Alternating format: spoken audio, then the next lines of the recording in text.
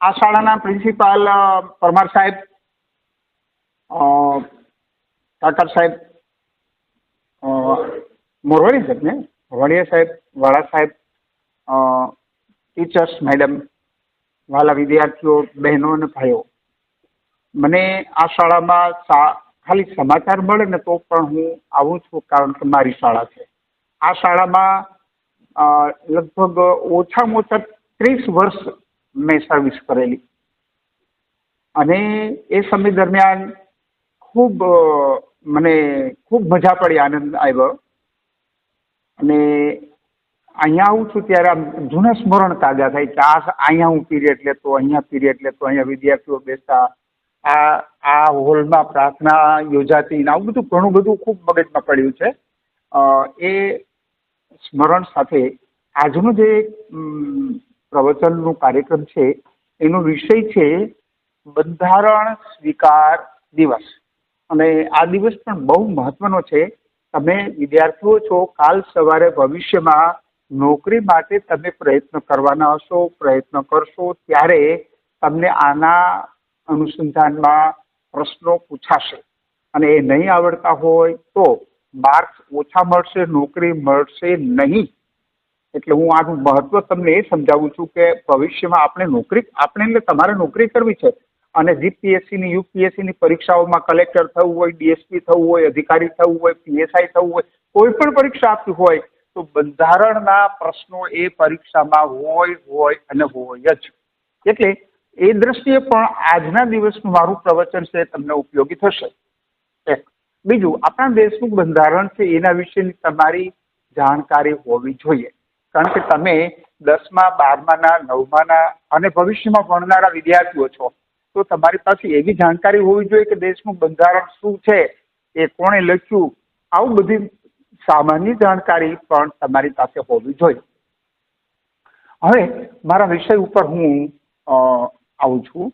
તમારી લગભગ હું રાઉન્ડ એબાઉટ 1.5 કલાક લઈશ, 1.5 કલાક, અને થોડોક ગંભીર વિષય છે એટલે તમે આમ ઇન્ટરેસ્ટ લેજો, સાંભળીને અર્થઘટન કરવાનો. બરાબર સાંભળજો તો બહુ કામ આવશે. હવે સંવિધાન એટલે બંધારણ, અને બંધારણ એનો અર્થ અંગ્રેજીમાં થાય, અહીં લખ્યું છે કોન્સ્ટિટ્યુશન, ન અને સ અડધો, કોન્સ્ટિટ્યુશન. આ શબ્દ લેટિન ભાષાના શબ્દ કોન્સ્ટિટ્યુટ એના ઉપરથી ઉતરી આવેલો છે. કોન્સ્ટિટ્યુશન લેટિન ભાષાનો શબ્દ છે કોન્સ્ટિટ્યુટ. હવે એનો અર્થ થાય શાસન કરનાર, શાસન ચલાવનાર શબ્દ, એના ઉપરથી આ શબ્દ બનેલો છે. અને આપણા દેશની અંદર, આપણા દેશનું જેમ બંધારણ છે એમ દરેક દેશનું બંધારણ હોય છે. ભારત દેશનું બંધારણ આખા વિશ્વમાં સૌથી મોટામાં મોટું છે, સૌથી મોટામાં મોટું. કારણ કે ભારત દેશની લોકશાહી આખા વિશ્વમાં સૌથી મોટામાં મોટી લોકશાહી છે. 135 કરોડની આપણા દેશની વસ્તી છે. ભારત વિશ્વમાં બીજા નંબરે આપણા દેશની પોપ્યુલેશન આવે છે, અને એવડા મોટા દેશનું બંધારણ. હવે જો બંધારણ એટલે શું એ પણ સમજાવું. શબ્દનો અર્થ સમજાવ્યો. કોન્સ્ટિટ્યુટ શબ્દ લેટિન ભાષાના શબ્દ ઉપરથી ઉતરી આવેલો આ શબ્દ છે. કોન્સ્ટિટ્યુશન છે એ આપણા દેશમાં પ્રથમ જ્યારે ગવર્મેન્ટ રચાઈ તો એ સમયે બંધારણ સભા યોજવામાં આવી, ઘડવામાં આવી, અને ભારત સરકારે ડૉક્ટર આંબેડકર સાહેબને બંધારણ લખવા માટે, રચવા માટે, ઘડવા માટે આમંત્રણ આપ્યું. અને એ તારીખ હતી 9 ડિસેમ્બર 1946. 9 ડિસેમ્બર 1946ના દિવસે આંબેડકર સાહેબને વડાપ્રધાન શ્રી જવાહરલાલ નહેરુ સાહેબની સરકારે બંધારણ લખવા માટે, ઘડવા માટે, રચવા માટે કામ સોંપ્યું. હવે બન્યું એવું કે આ લખવા માટે આંબેડકર સાહેબે આમંત્રણ તો સ્વીકાર્યું, પણ એ તૈયાર કરવામાં, લખવામાં આંબેડકર સાહેબે વિશ્વના બંધારણો ભેગા કર્યા, વાંચ્યા, અધ્યયન કર્યું, અને પછી તૈયાર કર્યું. તો એ બંધારણ લખવામાં, ભારતનું બંધારણ લખવામાં 2 વર્ષ 11 માસ અને 18 દિવસ થયા. ફરીવાર બોલું છું, ભારતનું બંધારણ લખવામાં આંબેડકર સાહેબની સમિતિને અને એના અધ્યક્ષ હતા આંબેડકર સાહેબ, એને ડોક્ટર આંબેડકરને બંધારણ તૈયાર કરવામાં 2 વર્ષ 11 માસ અને 18 દિવસ થયા. અને એમણે એ તૈયાર કરીને 26/11/1949, અહીંયા 26/11 તારીખ છે, પણ આ તો આજની તારીખ છે ને, 2024ની. જ્યારે તૈયાર કર્યું એ દિવસ ને એ તારીખ ને એ વર્ષ હતું 26/11/1949. એટલે 2 વર્ષ 11 માસ ને 18 દિવસ થયા ત્યારે તૈયાર થયું. પણ એ બંધારણનો અમલ કરવામાં આવ્યો 26મી જાન્યુઆરી 1950. આપણે 26મી જાન્યુઆરી દિવસ ઉજવીએ છીએ ને રાષ્ટ્રીય તહેવાર તરીકે, તો એ દિવસે રિપબ્લિકન ડે કહેવામાં આવે છે. Republic day. ભારતની અંદર બંધારણનો અમલ થયો 26મી જાન્યુઆરી 1950ના દિવસે. તો આપણા દેશમાં જે ઘટનાઓ રાષ્ટ્રીય તહેવારો છે એના ઇતિહાસને આવી બધી જાણકારી આપણને હોવી જોઈએ. ઘણી શાળાઓમાં હું પ્રવચન આપવા જાઉં છું, ત્યાં હું પૂછું કે રવિવાર રજા શું કામ? તો કે રવિવાર છે એટલે. રવિવારે રજા શું કામ આવે છે? તો કે રવિવાર છે એટલે. પણ લગભગ ખબર હોતી નથી, એવી પણ આપણને ખબર હોવી જોઈએ. એક ભારતમાં હિન્દુ થઈ ગયા અને એ મજૂર નેતા હતા. એમણે આ રજા અંગ્રેજો પાસેથી મંજૂર કરાવી. એની કથા બહુ લાંબી છે, એટલે એમાં હું વધારે સમય નહીં લઉં, આગળ વધીએ છીએ. અને એ રજા રવિવારના દિવસે અંગ્રેજો પાસેથી મંજૂર કરાવી. એટલે આપણી રજા રવિવારે આપણા દેશમાં છે, એનું કારણ એ છે. હવે આગળ વધીએ. આ ભારત દેશનું બંધારણ છે એ આ બુક છે. આ ભારત દેશનું બંધારણ છે.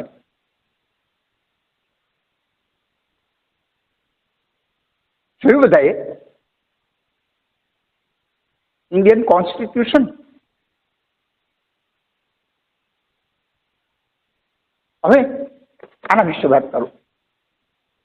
આપણા દેશનું જે બંધારણ છે એને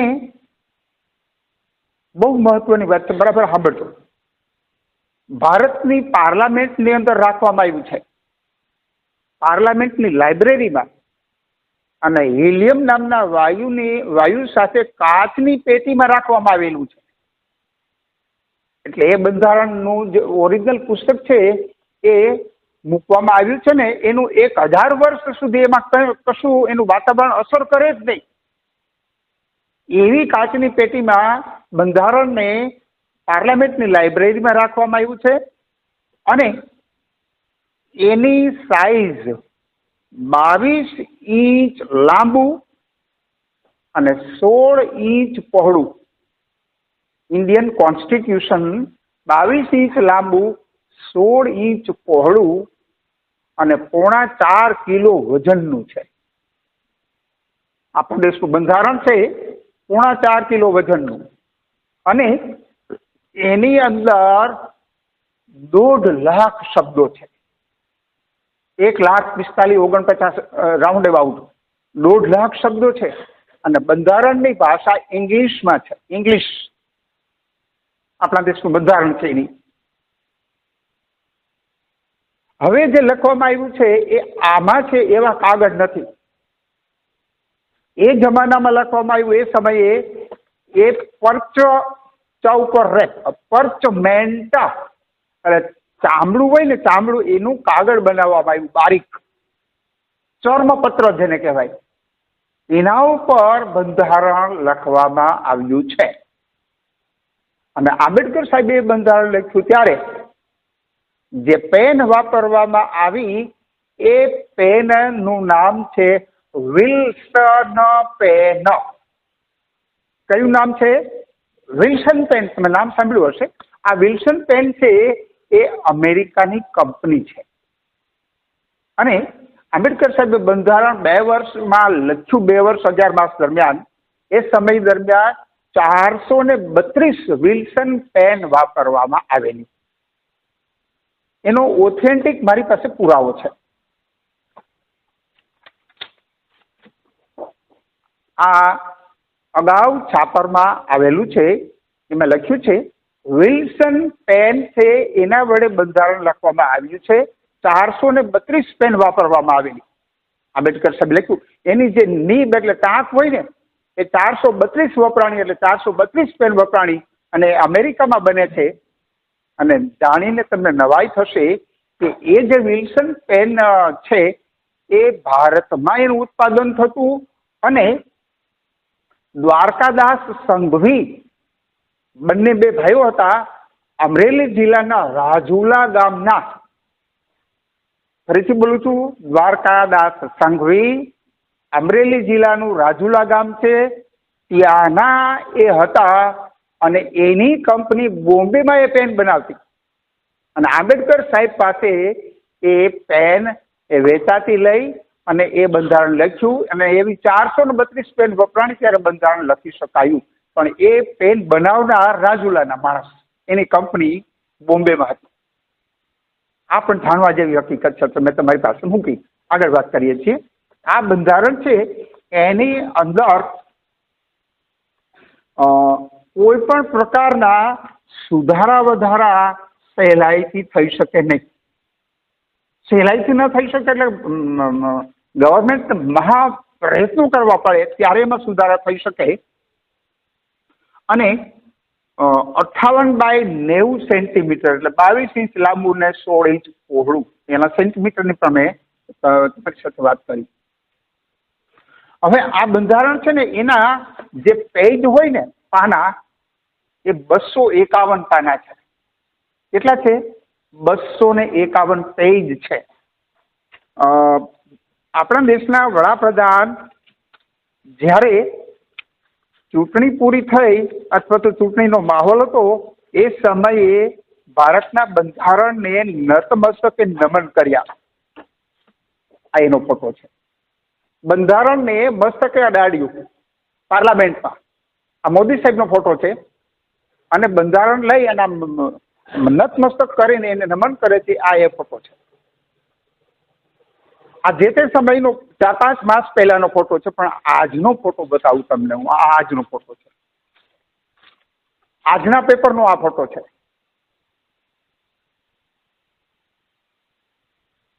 મોદી સાહેબ બંધારણને નમસ્કાર કરે છે, નમન કરે છે, એનો આ ફોટો છે. આજના છાપામાં છે. હવે તમને બીજી એક વાત કરું. બંધારણની અંદર જે કલમો છે, જે વિભાગો છે, એ વિભાગો બંધારણ તૈયાર કરવામાં આવ્યું ત્યારે એ વિભાગો 22 હતા. 22 વિભાગ. અત્યારે 25 છે.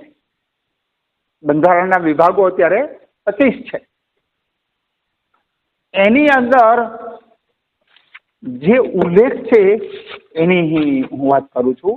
ટૂંકમાં તમને બંધારણ વિશે બોલવામાં 2 કલાક પણ જાય, વધુ પણ સમય જાય, પણ સમય મર્યાદામાં તમને માહિતી મળે ને એવો મારો પ્રયત્ન છે.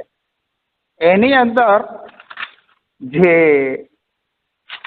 22 વિભાગો છે હું તમને સમજાવું.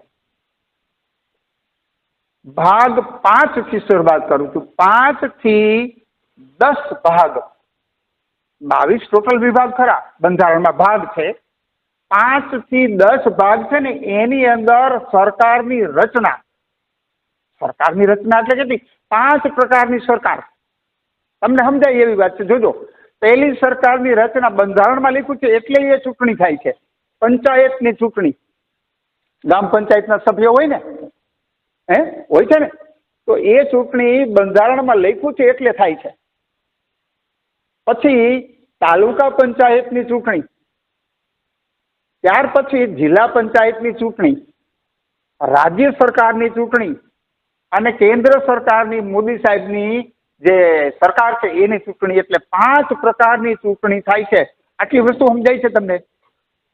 એ થાય છે બંધારણમાં લખ્યું છે એ મુજબ. 5 થી 10 વિભાગ, 5 થી 10 કલમો છે એ પ્રમાણે 5 પ્રકારની ચૂંટણી ભારત દેશમાં થાય છે. એને પંચાયતી રાજ કહેવામાં આવે છે. એ બંધારણમાં લખ્યું છે એટલે એ પ્રમાણે ચૂંટણી થાય છે.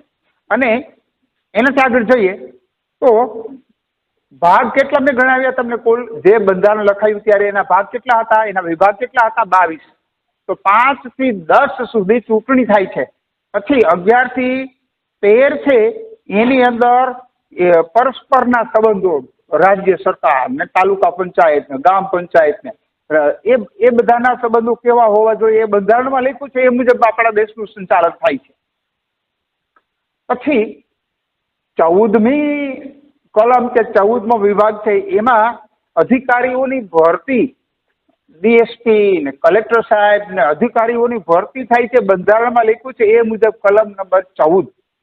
કલમ નંબર 15 છે બંધારણની. આ હું તમને બંધારણનું પુસ્તક લાવ્યો છું, બતાવ્યું. આમાં 15મી કલમ છે એ મુજબ નેતાની ભરતી થાય. નેતાની ભરતી એટલે કેવી રીતે? કે નેતાની ભરતીની આ ચૂંટણી દ્વારા નેતા થાય છે એ કલમ નંબર 15 મુજબ. કલમ નંબર 16 પ્રમાણે નબળા વર્ગો છે એના માટેની એની જોગવાઈઓ, અસ્પૃશ્યતા નાબૂદી, કલમ નંબર 16 અને 17 નબળા વર્ગો માટેની જોગવાઈઓ છે. પછી 18 છે એ ભાષાના ઝઘડાઓ. ભાષા, આપણા દેશમાં કેટલી બધી ભાષાઓ છે ને, એના ઝઘડાઓ છે તો એ બંધારણમાં લખ્યા મુજબ સોલ્વ કરવાના છે. 19 છે એમાં જુદી જુદી ચોખવટ કરવામાં આવી છે બંધારણના કલમમાં. પછી 20 છે ને એનો વિભાગ 20 છે એ પ્રમાણે એમાં ફેરફાર કરવા હોય તો શું જોગવાઈ છે બંધારણમાં, એક સરકાર કરી શકે એ છે. 21મી કલમ છે એ 370. તમારા માટે બહુ અઘરો પ્રશ્ન છે, ઝડપથી સમજાવું છું. તો એ રાજ્ય માટે અમુક પ્રકારનો કાયદો ઘડવામાં આવ્યો. તો કાશ્મીર છે, દાખલા તરીકે તમારે પ્લોટ લેવો હોય તો કાશ્મીરમાં રહેવા ના જઈ શકો, પ્લોટ ના લઈ શકો, એ 370મી કલમ દૂર કરવામાં આવી છે એ છે. અને એ કલમ નંબર 21માં હતી. કલમ નંબર 22 છે એની અંદર 394મો પોઈન્ટ છે. 394 પોઈન્ટ છે ને એમાં એવું લખવામાં આવ્યું છે કે ભારત દેશના બંધારણ મુજબ આપણા દેશમાં 26મી જાન્યુઆરી 1950ના દિવસે આ બંધારણનો અમલ કરવામાં આવશે એવું એમાં લખ્યું છે. એટલે એનો અમલ એ દિવસેથી કરવામાં આવ્યો. બંધારણમાં એવું લખેલું છે એટલા માટે એ છે એમાં. હવે મેં 5 થી 10 સુધી ત્યાંથી આગળ સમજાવ્યું. હવે 1 થી 4 કલમ શું છે બંધારણની અંદર એ સમજાવું. કલમ નંબર 1 છે બંધારણમાં, ભાગ 1 છે એમાં એમ કહ્યું છે કે ભારત કોને કહેવાય, ઇન્ડિયા શું છે. તમને જાણીને નવાઈ થશે. નેશન એટલે રાષ્ટ્ર અને કન્ટ્રી એના વિશે મને પૂછવામાં આવ્યું તો મેં સમજાવ્યું કે દેશ કોને કહેવાય અને નેશન કોને કહેવાય, કન્ટ્રી કોને કહેવાય અને નેશન કહેવાય. નેશન કોને કહેવાય? રાષ્ટ્ર એટલે, નેશન એટલે એમાં રહેતા લોકો, એના રીત રિવાજો, એની સંસ્કૃતિ, એ બધું મળીને નેશન બને છે.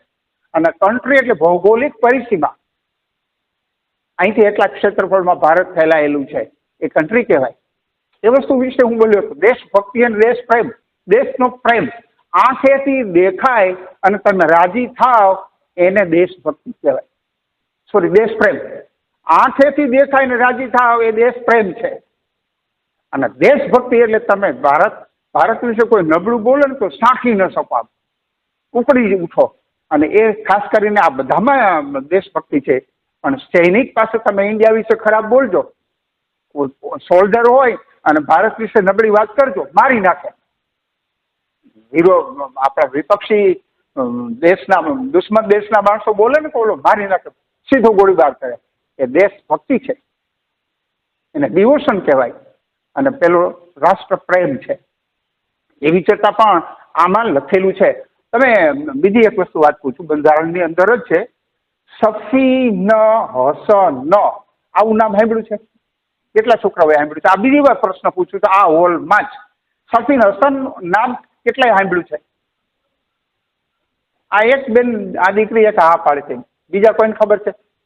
પછી સ્ટાફમાંથી પણ ખબર હોય જ. સ્ટાફમાંથી જો ટીચર્સ પણ કહે છે. સફીન હસન છે ને એ આપણા દેશના આઈપીએસ ઓફિસર, એટલે તમે ડીએસપી કહું તો સમજાઈ જાય. આપણા દેશના નાનામાં નાની ઉંમરના આઈપીએસ ઓફિસર અને મુસ્લિમ છે. ડીએસપી તરીકે એની નિમણૂક ભાવનગરમાં થયેલી, અત્યારે અમદાવાદમાં ટ્રાફિક બ્રાન્ચના એડીએસપી છે.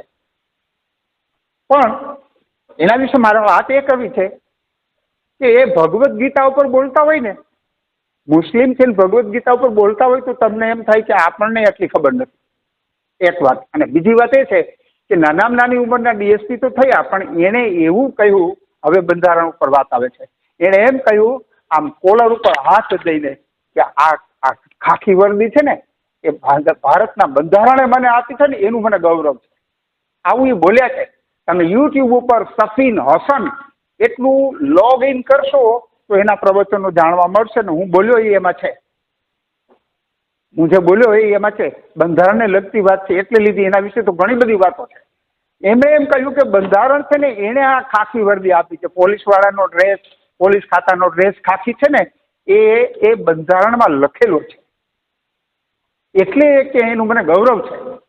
આ કોઈએ આપેલી ખૈરાત કે સોગાત કે ભેટ નથી, એમ આ વોટ શીખીએ છે તો એને એટલું ગૌરવ છે સાહેબ, આપણને એના પ્રત્યે રિસ્પેક્ટ થાય એટલે આજના દિવસે મારે એમને પણ યાદ કરવા પડે. આગળ વધીએ છીએ. કલમ નંબર 1 થી 4 બંધારણ છે, એમને તમને બતાવ્યું હતું. આની અંદર 1 થી 4 વિભાગ છે. કલમ 1 થી 4 છે, એની અંદર પ્રથમ કલમ છે એ છે ભારત કોને કહેવાય, કન્ટ્રી કોને કહેવાય, નેશન કોને કહેવાય, એ એની ચોખવટ છે. એમાં ભાગ 2 છે, એની અંદર ભારતના નાગરિક કહેવાય કોને, નાગરિક કોને કહેવો. આપણે ભારતના નાગરિક છીએ પણ એની વ્યાખ્યા બંધારણે કરેલી છે. તમે દેશની કોઈ પ્રવૃત્તિ વિરોધી, દેશ વિરોધી પ્રવૃત્તિ કરો, ભારતને ન જાણતું હોય એવા દેશ સાથે તમે વાતચીત કરો ને તો તમારો ફોન રેકોર્ડિંગ થાય, પકડાઈ જાય અને તમારી વિરુદ્ધની કાર્યવાહી થાય. તો એની વ્યાખ્યા કરવામાં આવી છે. બીજું, આ જે વ્યાખ્યાઓ છે એમાં કલમ 4 ક એવી છે, બંધારણની કલમ 4 ક એવી છે અને એ તમને વધારે યાદ રહેશે. હું તમને કહું, ભારતના રાષ્ટ્રધ્વજનું અપમાન થાય તો તમારી સામે કાયદેસર ગુનો નોંધવામાં આવે. આ ઘેર ઘેર રાષ્ટ્રધ્વજનો જ્યારે આંદોલન ચાલ્યું ત્યારે છોકરાઓ રાષ્ટ્રધ્વજ લઈ અને રમતા રમતા ફેંકી દે અને પગમાં કચડાય ને તો એ ગુનો છે. દેશપ્રેમી માણસ તમારા ઉપર મારા ઉપર ગુનો દાખલ કરી શકે, એ બંધારણમાં લખેલું છે સાહેબ. એક મંદિરા બેદી એવી એક હિરોઈન, ફિલ્મી એક્ટ્રેસ, એણે સાડી પહેરી હતી અને સાડીમાં રાષ્ટ્રધ્વજ હતા. એને એમ તો હું દેશભક્તિ બતાવું છું અને રાષ્ટ્રધ્વજ છે ને એનું ચિત્ર એના ચપ્પલ નીચે દબાણું. બરાબર કલ્પના કરજો હું બોલું છું. સાડી પહેરી છે, ફિલ્મી એક્ટ્રેસ છે, સાડીમાં રાષ્ટ્રધ્વજ છે, ચિત્રો છે, એ જ રાષ્ટ્રધ્વજ નું ચિત્ર એના ચપ્પલ નીચે દબાણું. જોનારાઓએ કેસ કર્યો, એની સામે દેશદ્રોહનો કેસ થયો સાહેબ. એટલે આ છેલ્લી વાત નથી, બંધારણમાં લખ્યું છે તમે એનું કોઈ સંજોગોમાં અપમાન ન કરી શકો. 56 સેકન્ડમાં આપણા દેશનું રાષ્ટ્રગીત પૂરું થવું જોઈએ. 52 સેકન્ડમાં, સોરી 52 સેકન્ડમાં જ, એથી વધારે સમય ન થવો જોઈએ. અને જ્યાં ઉભા હો તમે, આમ હાલ્યા જતા હો અને રાષ્ટ્રગાન શરૂ થાય તો ત્યાં જ ઉભા રહી જવાનું. એ એની માન્ય, એની આમન્યા, એની મર્યાદા, એનું રિસ્પેક્ટ જાળવ્યું કહેવાય. એટલે એ વિદ્યાર્થીઓ તરીકે આ બધી જાણવું બહુ જરૂરી છે, આવી ખબર હોવી જ જોઈએ. એટલે એ બંધારણમાં લખેલું છે એ હું તમને સમજાવું છું. મારો જે પોઈન્ટ છે એના આડાવડામાં ક્રમમાં ક્યાંય નહીં જાવું. આગળ જઈએ છીએ. હવે બીજું, મહિલા પ્રત્યે આદર રાખવો એ બંધારણમાં લખેલું છે. કલમ નંબર 4 ક, બંધારણની કલમ 4 ક. તમને એમ થાય કે સાહેબ આવું બધી તમે વાતો કેમ કરો છો? My self is MA BEd LLB. મેં LLB કરેલું છે એટલે આવા અધ્યયનમાં ને આવા અભ્યાસમાં મને ઇન્ટરેસ્ટ છે, મારું વાંચન છે એટલે હું તમને કહું છું. કલમ નંબર 4 ક ની અંદર લખ્યું છે કે મહિલાઓનો આદર કરીશ, અને મહિલાઓનો આદર નથી થતો ત્યારે કોર્ટમાં કેસ થાય છે, કેસ ચાલે છે. આપની બેન હોય, મોટા થશો ત્યારે તમારા પત્ની હોય, અત્યારે તમારા માતા હોય કે ભારતની કોઈ પણ સ્ત્રી હોય, એનું અપમાન થાય તો એ કાયદેસર કેસ કરી શકે છે. બંધારણમાં લખ્યું છે. એ લખ્યું છે કોણે? આંબેડકર સાહેબ. એણે મહિલાઓ વિશે એક બહુ સરસ પુસ્તક લખ્યું અને એ હું લાવ્યો છું, હિન્દુ કોડ બિલ. આ હિન્દુ કોડ બિલ છે ભારતની સ્ત્રીઓ માટે અનામત કાયદો કર્યો આંબેડકર સાહેબે. ડોક્ટર આંબેડકરે ભારતની સ્ત્રીઓ માટે અનામતનો કાયદો કર્યો અને મહિલા મુખ્યમંત્રી આપણા દેશના આનંદીબેન પટેલ જ્યારે મુખ્યમંત્રી થયા ત્યારે એમ કહ્યું કે જો ડોક્ટર આંબેડકર સાહેબે બંધારણમાં કલમ અમારા માટેની ઉમેરી ન હોત તો આજે હું મુખ્યમંત્રી થઈ શકી હોત નહીં. ઇન્દિરા ગાંધીનું નામ સાંભળ્યું છે તમે? જૈનમાં એ પહેલા મૃત્યુ પામ્યા. એટલે હું પૂછું છું, ઇન્દિરા ગાંધી વડાપ્રધાન થઈ શક્યા હોય તો માત્ર ને માત્ર આ હિન્દુ કોડ બિલને કારણે મહિલાઓ માટેનો અનામતનો ખરડો અને કાયદો છે એમાં આ પુસ્તક એટલે બંધારણમાં લખેલું છે. અહીંયા બહેનો બેઠી છે,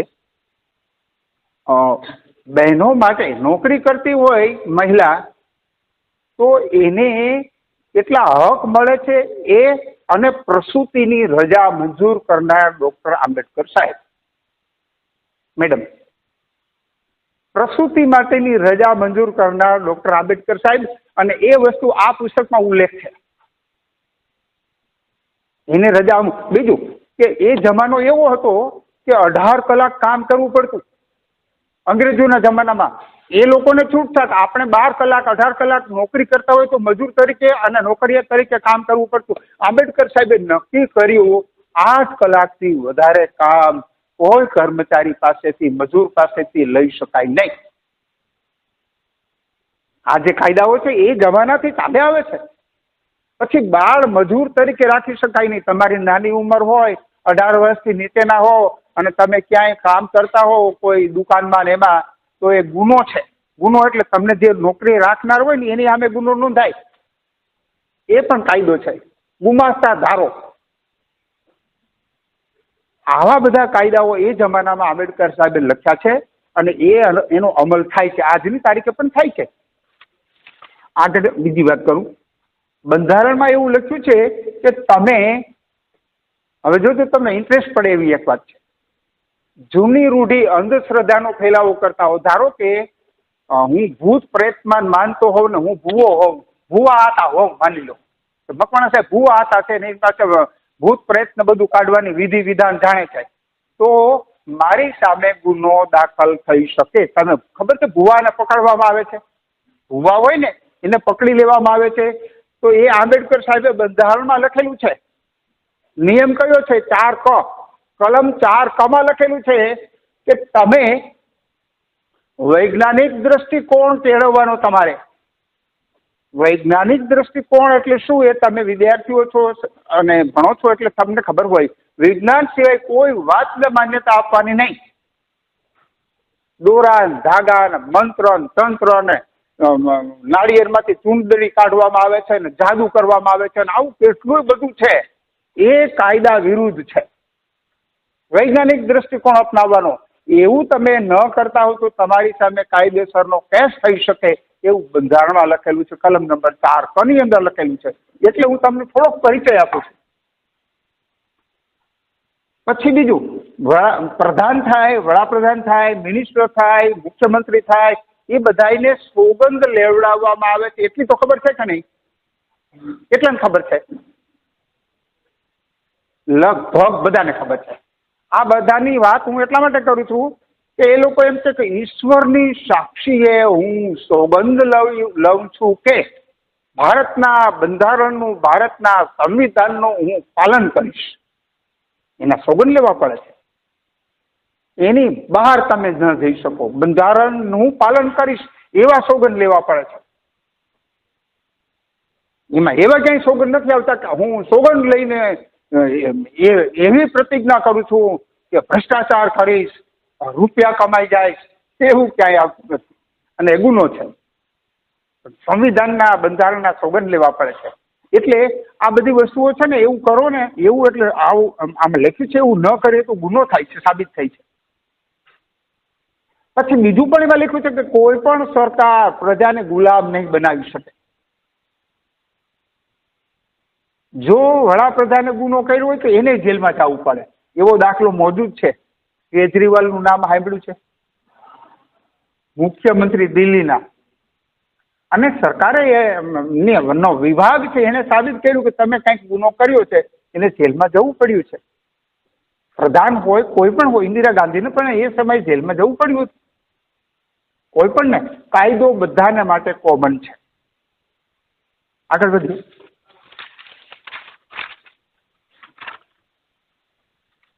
સંવિધાને બંધારણ છે ને મહત્વના મુદ્દાઓ તો તૈયાર કર્યા જ છે.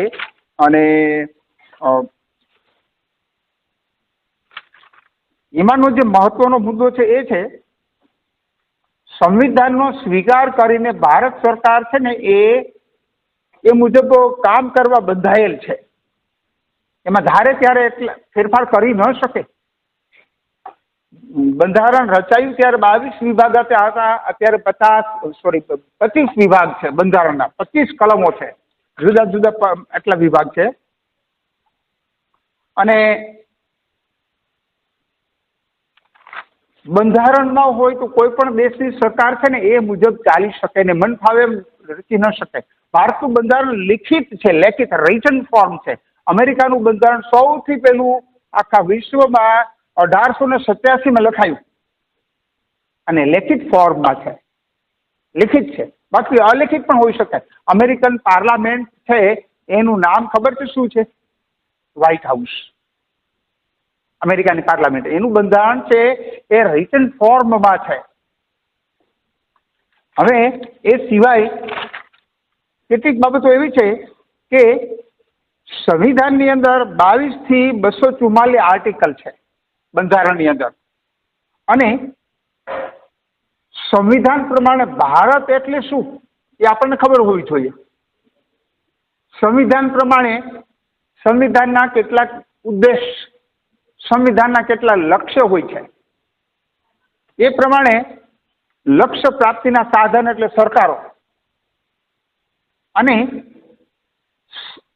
સંવિધાનની અંદર બંધારણમાં કલમ નંબર 16 અને 17, કલમ નંબર 16 અને 17 આ જે બંધારણનું પુસ્તક છે એની અંદર કલમ 16 અને 17 પ્રમાણે ભારત દેશમાંથી અસ્પૃશ્યતા, અનટચેબિલિટી કાઢી નાખવામાં આવી છે.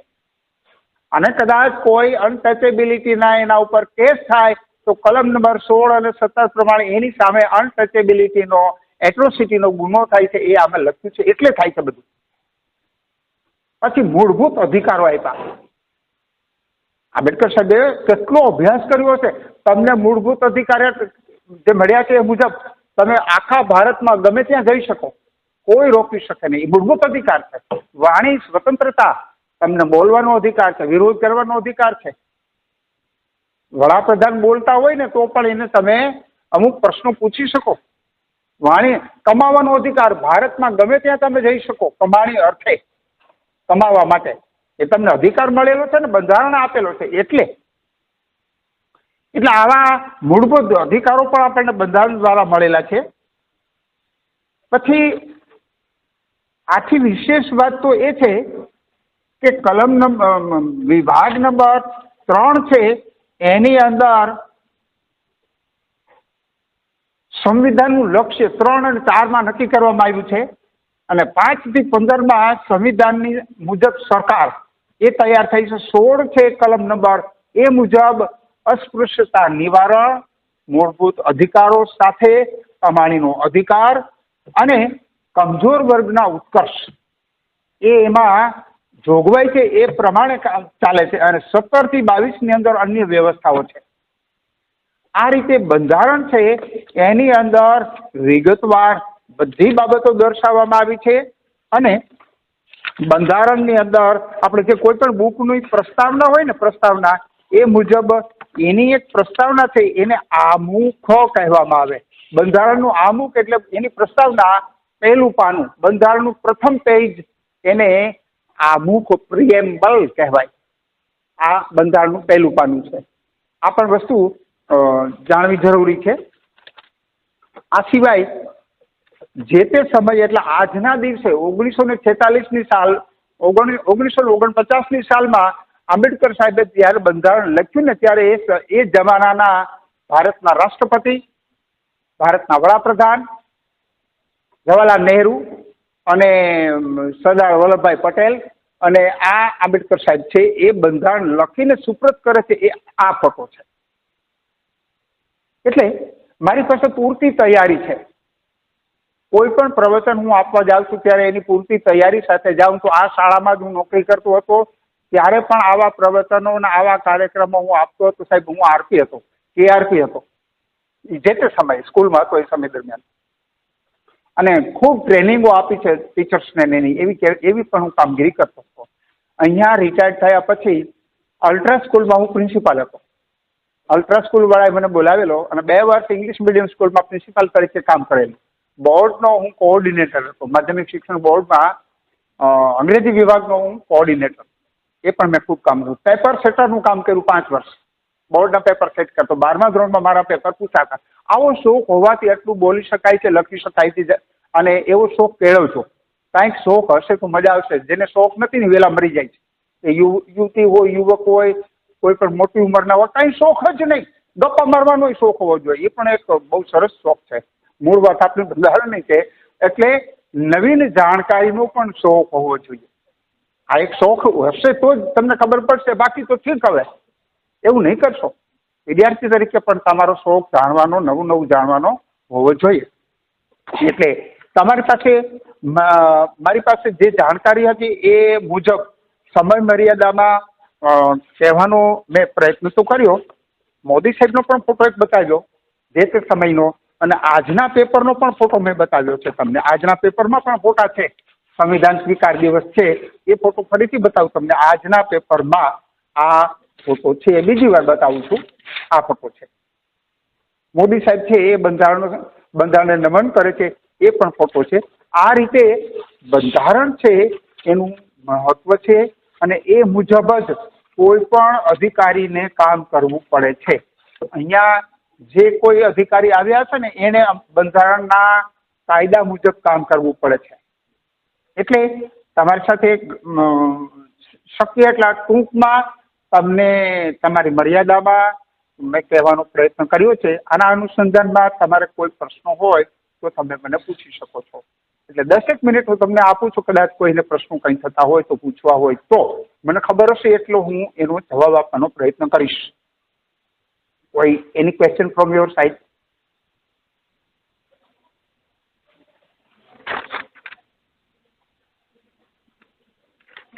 કોઈ વિદ્યાર્થીઓએ કાંઈ પૂછવાનું હોય તો મને કહો.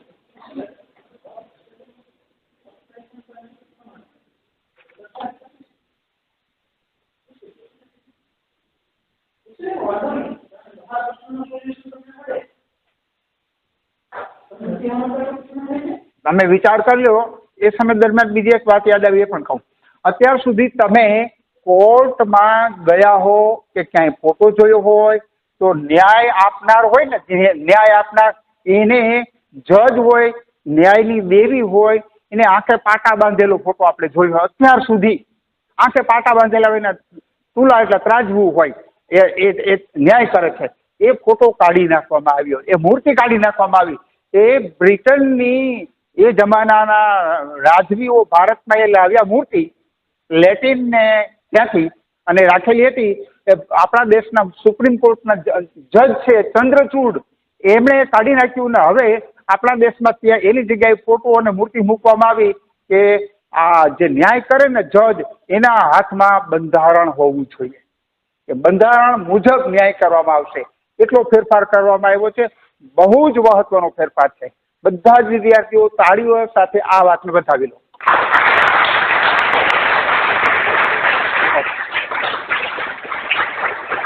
ફરી વાર કહું, આપણા દેશમાં અત્યાર સુધી જજ હોય ને એ આંખે પાટા બાંધી ન્યાય કરતા એવો ફોટો ને એવી મૂર્તિ મૂકવામાં આવી હતી. એની જગ્યાએ સુપ્રીમ કોર્ટના જજ સાહેબે નક્કી કર્યું કે આ કાઢી નાખો. આંધળો માણસ ન્યાય કરે ને આમ ત્રાજવામાં તોડીને બતાવે એવો ફોટો કાઢી નાખો. એવી મૂર્તિ સુપ્રીમ કોર્ટના લાઇબ્રેરીમાંથી કાઢી નાખવામાં આવી. એની જગ્યાએ જજ સાહેબના હાથમાં શું મૂકવામાં આવ્યું? બંધારણ. આપણા દેશનું કોન્સ્ટિટ્યુશન મુજબ ન્યાય કરવામાં આવશે. અને એ આ વર્ષેથી ફેરફાર થયો છે. એ તમારા મને યાદ આવ્યું હતું એટલે મૂકી દીધી વાત સીધી. હવે વાત આપણી એ હતી કોઈએ મને કંઈ પૂછવું હોય મને ખબર હશે એટલી હું તમને જાણકારી આપીશ.